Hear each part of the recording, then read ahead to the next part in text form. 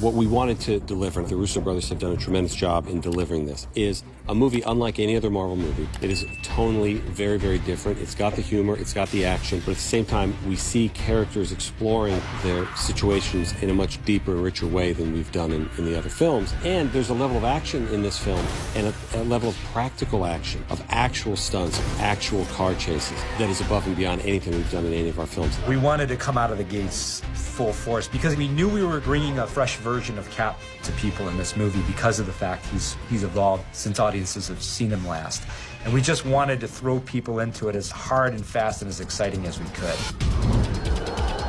So we went through months of just staging fights and shooting them and thinking about what excited us about them. And then from that, we sort of took our highlights, our favorites, and then we would figure out how we would take those beats and marry them into the locations as we began to find them, like the Lemurian Star. Cap's mission when he takes over that ship is to covertly and as quickly as possible take out all the guards on the deck. How's he going to do that? He's going to move at super speed, he's going to move with super strength, and he's going to, you know, what we call knockout shots, right? Every guy, when he leaves that guy's got to be out, because if that guy gets up and pulls an alarm, everything's over. So you'll notice that, you know, every guy he approaches is either thrown overboard or completely knocked out before he moves on to the next guy. What we're telling the audience is in the 2 years since the Avengers, he's done all this training. So when you drop him on that boat, we're catching you up to speed on how he fights now, that it's real world, that it's in real world situations. With that type of combat, to make it cool, I think you have the liberty to kind of get a little more of a gritty feel.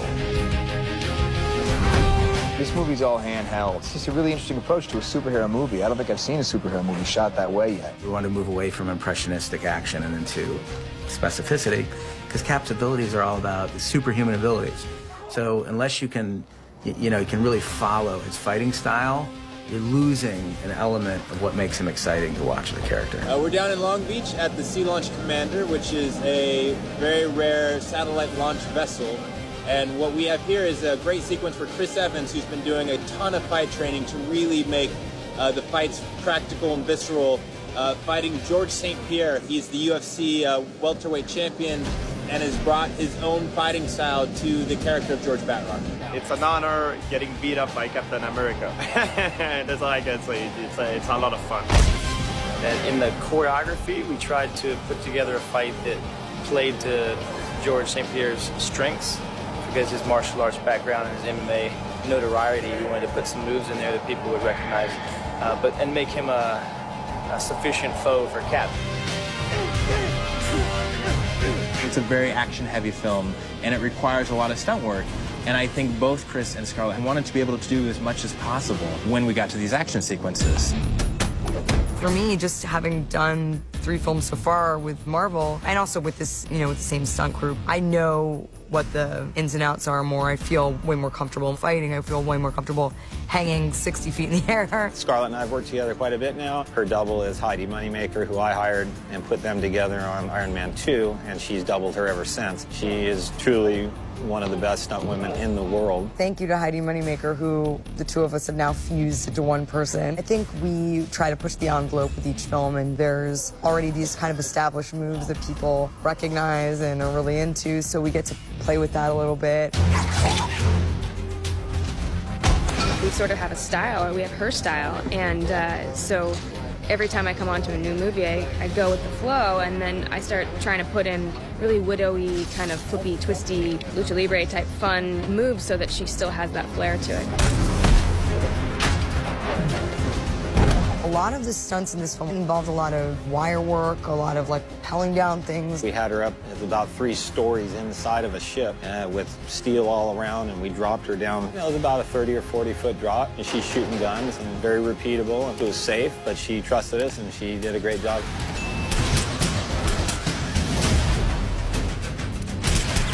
The Russo brothers infuse this storyline with a film history that they bring to the set that I think is very unique. They're holding this film up to some pretty high standards. We used a strong visual element for this movie that we kept holding out in front of people, the bank robbery in Heat. Experientially, this is still the most intense 8 minutes of filmmaking I've seen in 20 years in a movie theater. How do we beat it? There's a car chase written into the script. We love car chases, but it's like, how do we bring something fresh to the table in a car chase? You read a script, you look at it, like, oh God, it's great, we get to do this gag, we get to do this gag. It's so much fun to be able to create these accents and these effects and these explosions. We're gonna pull this car in here at about 50 miles an hour, so it'll look like a very violent wreck. The way we're shooting it inside with Sam, you can really see, you know, that it is a violent wreck. Give me the wheel! I get to do a whole bunch of driving. I get shot at a lot. I love coming back into this world and putting my scar on and being Nick Fury. Get me off the grid!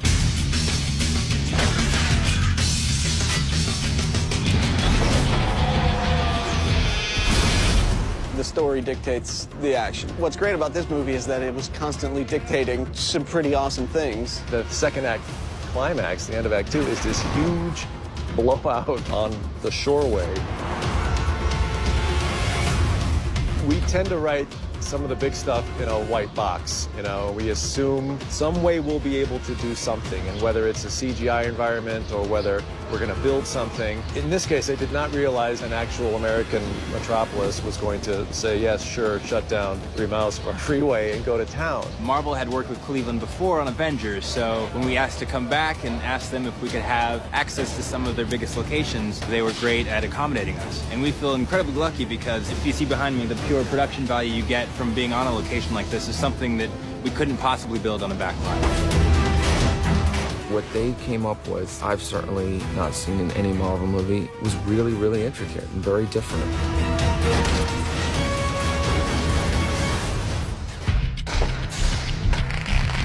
I think we developed a really efficient system between our stunt team, our camera department, in a way that we could execute these things where they were really well planned out before. There was a lot of stunt biz that was done. So the stunt team was shooting a lot of their fight choreography. They were shooting it from the angles we knew we could sell the hits from. And then they would bring that to set.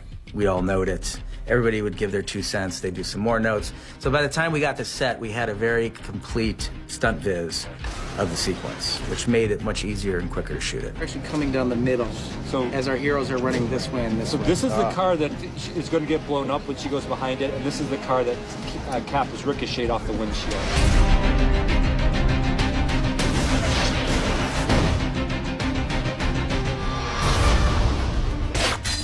All of the fighting is last minute. It's really a fight to survive.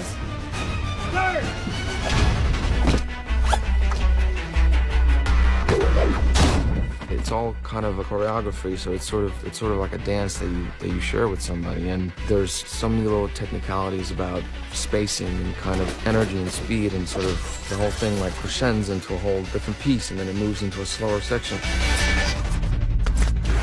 Sebastian's a great Winter Soldier, really low-key, down-to-earth guy, showed up, you know, for the rehearsals, and the fight training was just a sponge. Just whatever you guys want to do, man, I really just want to do good. And I'm telling you, the guy has amazed me. My friends were making fun of me. I was just kind of like walking around the house for a while, just sort of flipping this plastic knife. I mean, I was like driving in intersections and just flipping it in the car. 5, 6, 7.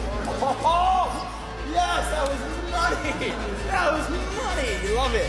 I think first and foremost, the credit really has to go to our stunt guys, Sam, Chris's stunt, James Young, who's mine. They're just really, really good. We want this to be hard-hitting, so we tried to make it as exciting as possible. Because Cap is such a strong character and has such a powerful moral center and conviction to him, it's like the way you test a character like that is just by trying to tear him down as hard as you can. We want to see that physically in this movie. The thing that makes Cap the most interesting is when you take him to the 12th round, and he's beat up, and he's bloody, and he's stumbling, and does he stay on his feet? And that's when you feel the real victory in him. Cap doesn't fly, he doesn't shoot lightning bolts. He punches and kicks. So it's very meat and potatoes. And so with that type of combat, to make it cool, I think you have the liberty to kind of get a rougher feel. We often think of filmmaking as alchemy. What do you combine, and how do those elements combine? And it's fun to take 2 elements that are a little incongruous, and you're not quite sure what they're going to do when you put them together. And I think that was the sort of 2 elements of the style, sort of like handheld verite, you know, versus like the massive scope of the world and sort of the big shots. We just said, oh, let's figure out a way to smash those 2 things together.